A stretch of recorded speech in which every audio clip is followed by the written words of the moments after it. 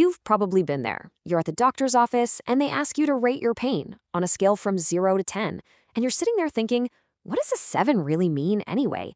Well, it turns out measuring pain is one of the most fascinating and complex challenges in all of medicine. So let's dive into the science of how we try to quantify something so incredibly personal.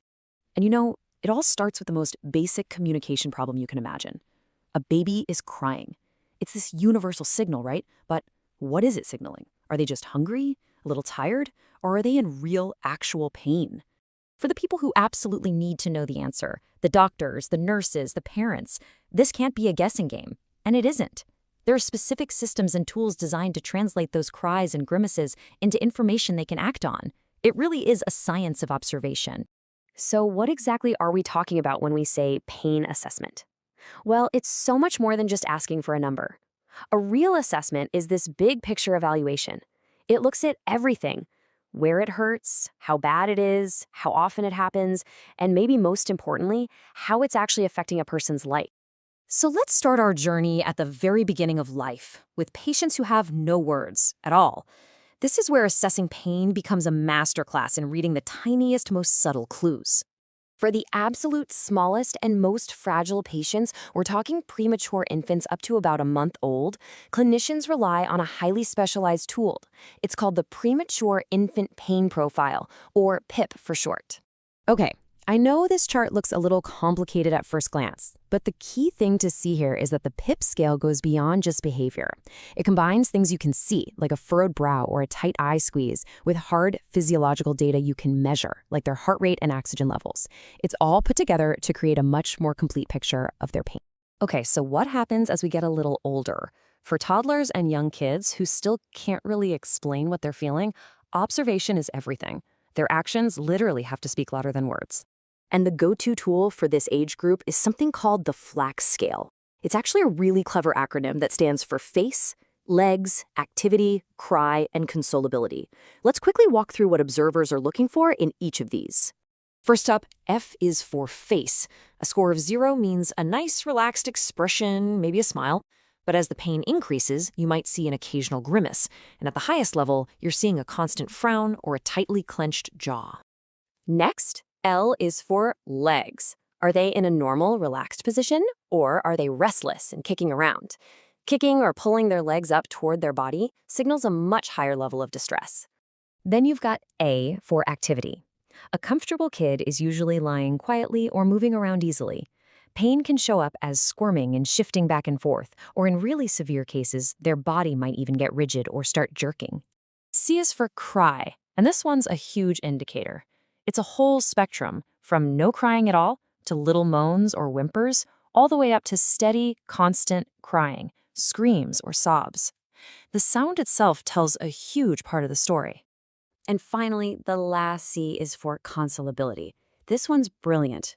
It's not just about the pain, but about how the child responds to help. Can they be comforted by a hug or a reassuring touch? Or are they really difficult to console, no matter what you try? So what happens when a child can talk, but abstract ideas like rate your pain from 0 to 10 are just too much?